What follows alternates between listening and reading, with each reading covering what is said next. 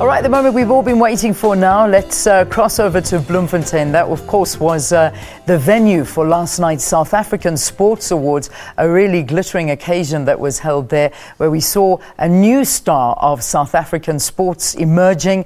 And that, of course, is the man Wade van Niekerk, walking away with amazing accolades, the People's Vote, Sportsman of the Year, and a great, great evening for him and for the other sports stars. But without further ado, let's go to Valen right now, who is being joined by the Minister and a host of other guests as well. Valen, good morning to you and your guests. Thank you so much, Leanne. A very good morning to you and good morning to South Africa. Welcome to another one of our SABC TNA business briefings. Today brought to you thanks to sponsor Transnet. We're coming to you live from Mangaung in the Free State. As you rightly said, it was the venue for the 10th annual SA Sports Awards, or should we just say the Wade van Niekerk show as it was last night. Walking away with 3 accolades did our world 400-meter champion. He was the big winner last night, but there were so many people honored, and it was a true celebration of sport. Today, we're going to dissect those awards, and we're also going to be speaking about the venue where we currently are at. We're at the National Training Centre. It was opened 2.5 years ago, and this is, as the Minister of Sport and Recreation says, it's a weapon of mass destruction. This is where the national federations come to train their athletes before they go and compete in continental and international competitions. We'd love you to get involved in our conversation. It's very, very easy. You can, on Twitter, you can obviously tweet at SABC Morning Live, or you can make use of the hashtag TNABizBrief. At this moment, I'd like to introduce you to our first panel, as we'll be discussing the National Training Centre. We've got our Minister of Sport and Recreation, Minister Fikile Mbalula. We've got the MSc for Sports, Recreation, Arts and Culture here in the Free State, MEC Mrs. Matabo Lieto. Next to Mrs. Lieto, we have the DG of Sport and Recreation in South Africa, Mr. Alec Mwemi. Next to Mr. Mwemi, we have the HOD, Advocate Twarelo Malakwane from the Free State Province. A very good morning to you. And next to Advocate, we have Mrs. Hajira Kaji, who is the Vice President of TASCOC. A very good morning to each and every single one of you. Great to have you on our panel, and welcome to Morning Live. Minister, I'm going to start with you. A wonderful celebration last night. You must be a little bit tired this morning. Yeah, it is risky to have an event like this after such a wonderful day. Thanks to the Free State, thanks to the MEC, thanks to the Mayor, and thanks to Premier Magashule Ace. It was fantastic yesterday. I think South Africans will agree. I mean, everybody watched the Sports Awards for the first time live, both inside and outside the Sun Du Plessis. It certainly was an amazing event. And MEC, I'm sure you must be proud of what the province was able to put together in conjunction with the national department. Yes, indeed.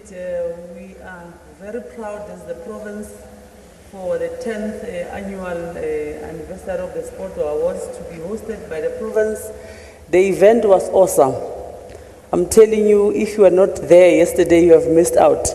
But what makes us to be more excited is that people of the Free State, the majority of the Free Staters, they were also part of the celebration here. Yesterday you saw your Dr. Mulimela was full to its capacity and they've enjoyed it. And we want to congratulate the Minister for bringing these awards in the province, and we hope that he will bring them every time here.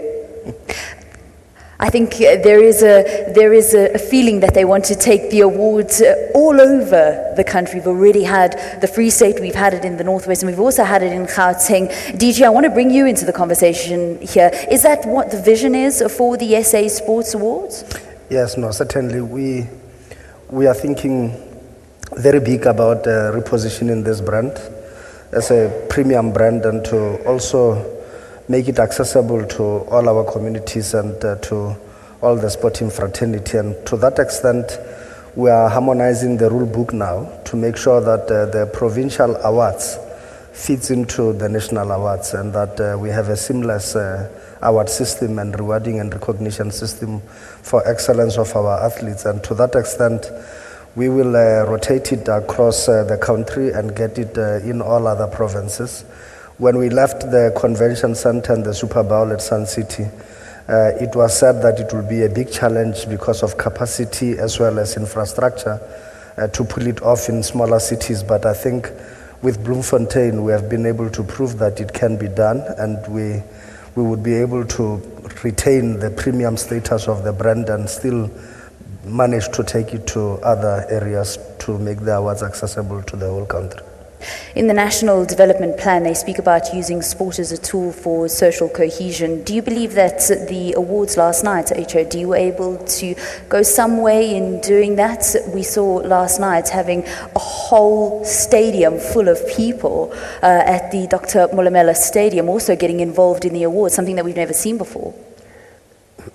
Yesterday we had a vital fusion of both sport, arts and culture in motion.